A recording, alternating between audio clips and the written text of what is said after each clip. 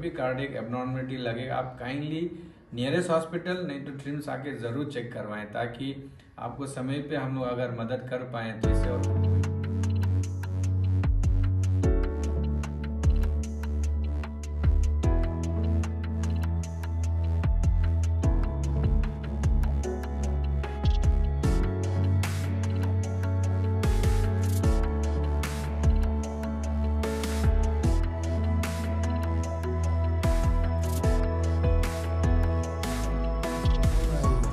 congratulate the Department of Cardiology, especially to Dr. Rinchin and Dr. Ete. They have done exceptionally well for last hardly a 1 year and so, no, so nothing more than that. So in this short period, they have done an exceptional job. They have done around 300 cardiology related intervention, like pacemaker, like they have also done some of the procedure related to congenital heart diseases, which includes mostly septal defects, arterial septal defect, and PDA, and a lot of stenting. You know, when there is a narrowing of the cardiac arteries, and then you do a stenting to save the patient.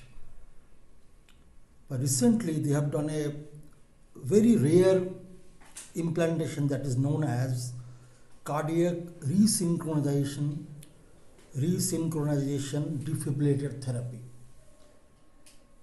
which has only been done in very specialized cardiac cath lab in this part of the world.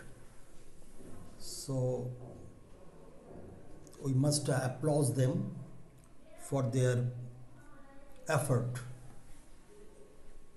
and I think this is our first time in the history of Arunachal Pradesh also, and we are getting help from government also, government of Arunachal Pradesh, and these two are instrumental in doing the setting of the lab, setting of the departments. And I also try to give some compliment to the team, like nursing, like other technical staffs. So they are just working as a team, and obviously I am very proud of them. And our TRIMS is also, on behalf of TRIMS, we are very proud of them. So they are just previously what happens, it was basically a communicable diseases. No, it used to be. Now there is something called epidemiological transition. Now it is a non-communicable disease, and cardiovascular disease is the topmost killer of the as non-communicable disease is concerned. It includes ischemic heart disease, heart failure, chronic heart disease. So it is related to cardiac diseases. So that is the number one. So having said that, thank you all of you, regarding you, all of the reporters from the various journal, newspapers, and the audio visuals, other audio visuals like TV and extra. Thank you all of you for covering this event, and you I think that our facility is available for patient. They must know how to get them registered. You do it like that. So that part you can tell how we can help them, the general population of TRIMS, to take the advantage of the facility which is available in TRIMS. And for that I will just ask Dr. Rinchin to elaborate on that. Thank you very much, all of you. Basically, the procedure that we have done, it's called CRTD, cardiac resynchronization therapy. As the name itself suggests, chronic heart failure patients में क्या होता है कि right और left side का जो synchrony है वो गायब हो जाता है, राइट। अलग से पंप करते हैं, अलग से पंप करते हैं, उसके कारण इलेक्ट्रिकल डिसिंक्रनी हो जाता है, फिर मैकेनिकल डिसिंक्रनी होता है। तो उसको मिलाने के लिए हम लोग रीसिंक्रोनाइजेशन थेरापी कराते हैं।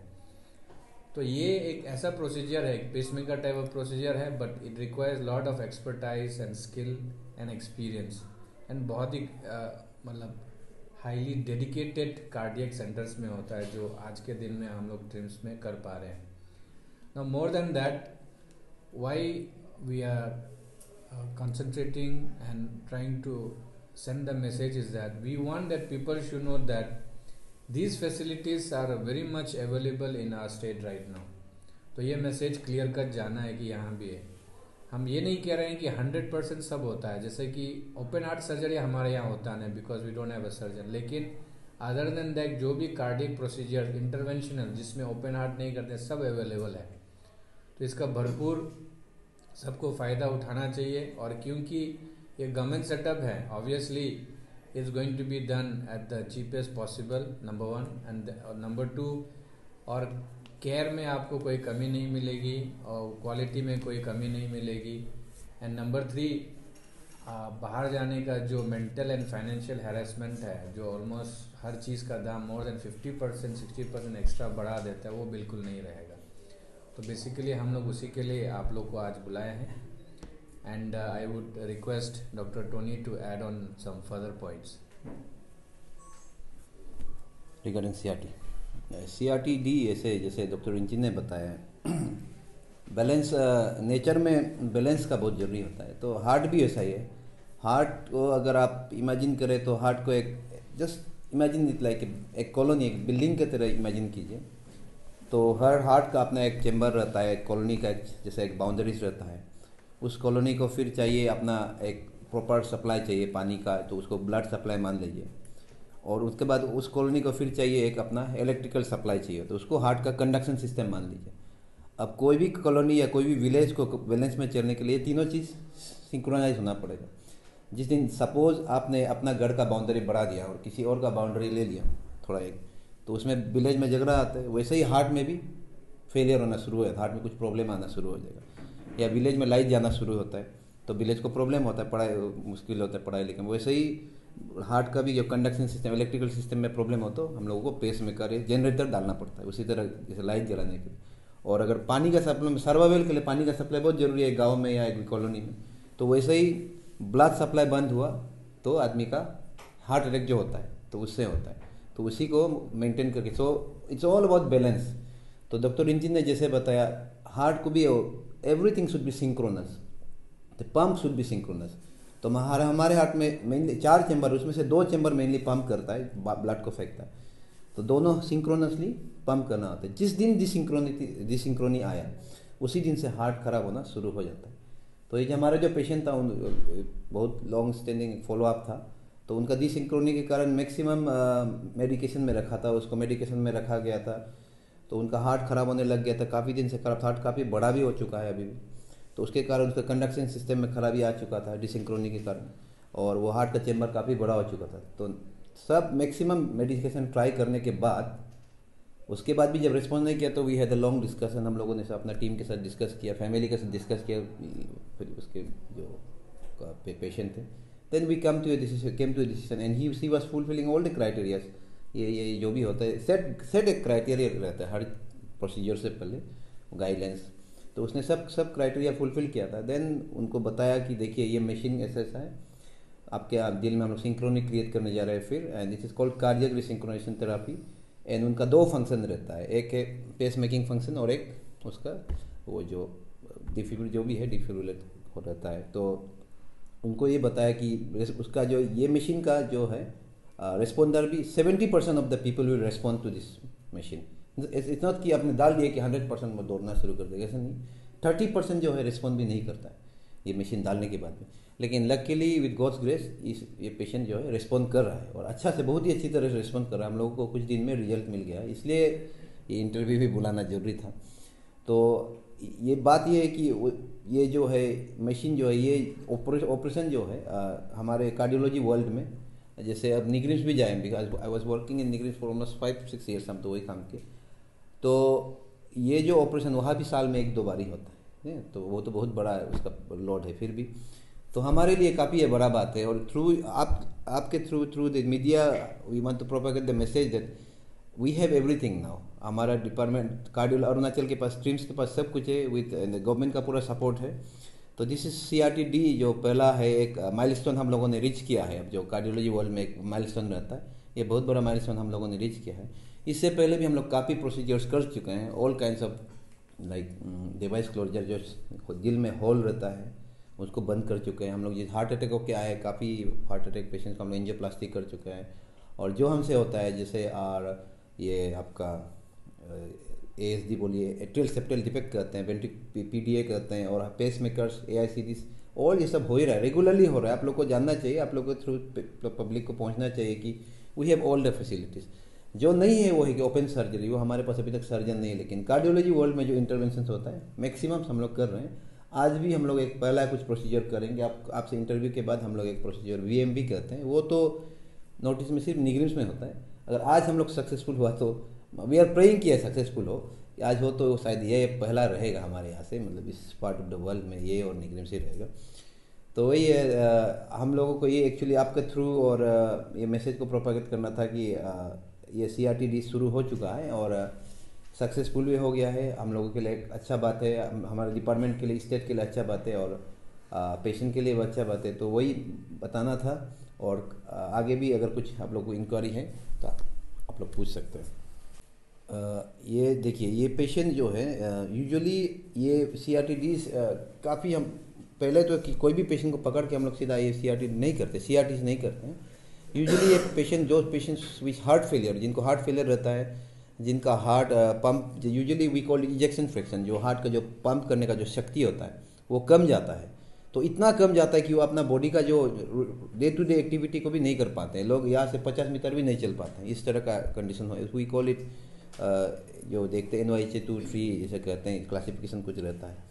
तो अपना डे टू डे एक्टिविटी करने में भी मुश्किल होने लगता है। फिर कुछ सेट क्राइटेरिया, जैसे हमारे ECG का क्राइटेरिया रहता है, उनका कुछ मशीन्स का हम लोग इको कुछ फाइंडिंग्स रहते हैं, उनका क्राइटेरिया रहता है।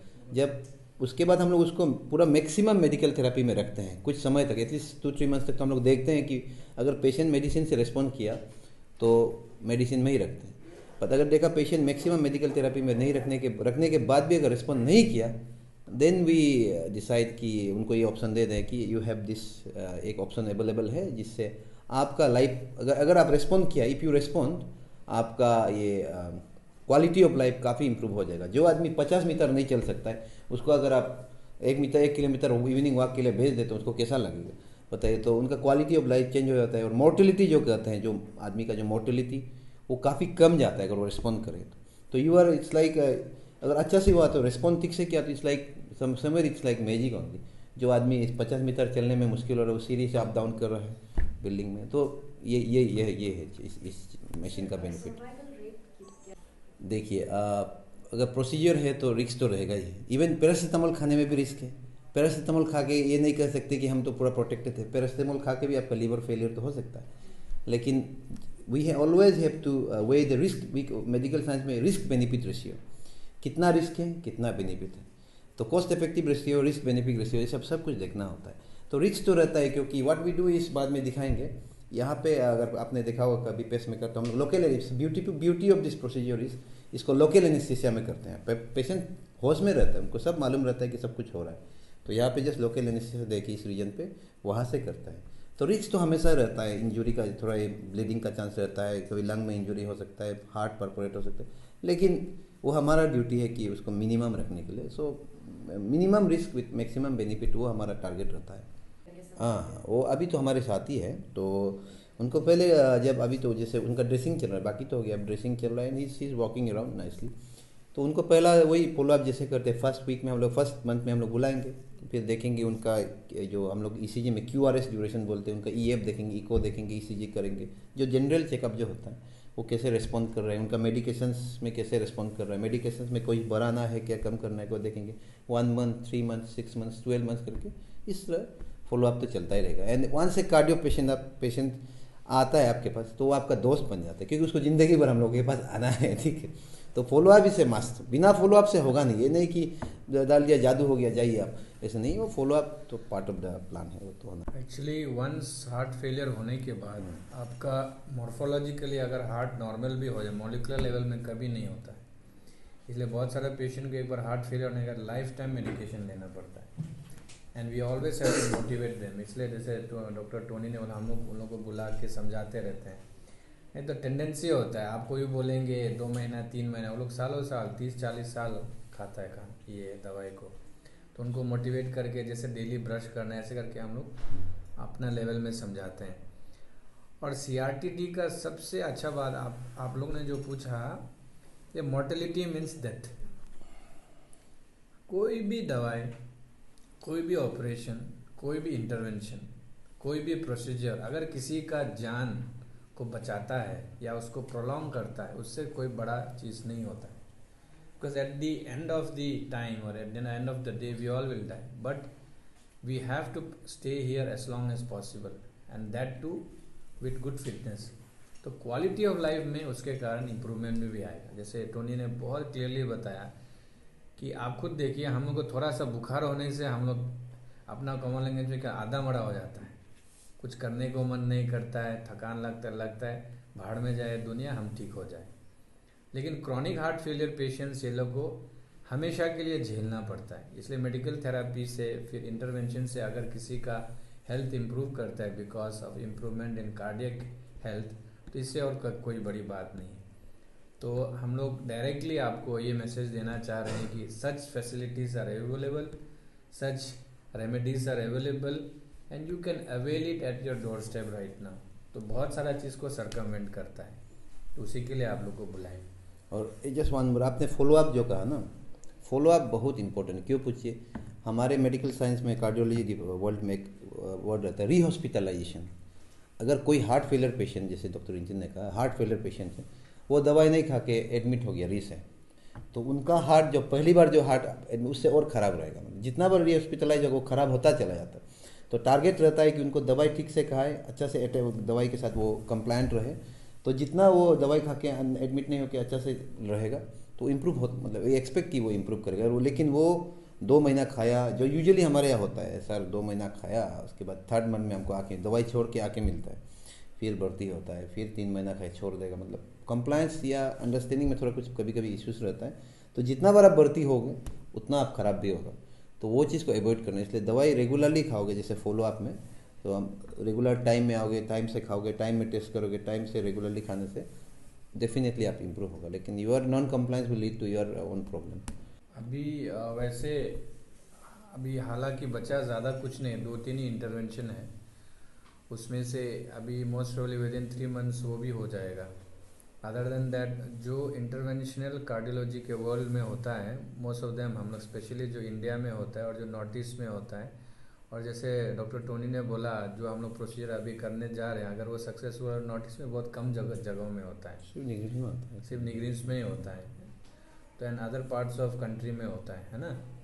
तो yes, and we just want to put this forward very straight कि this is just the beginning of good things to come.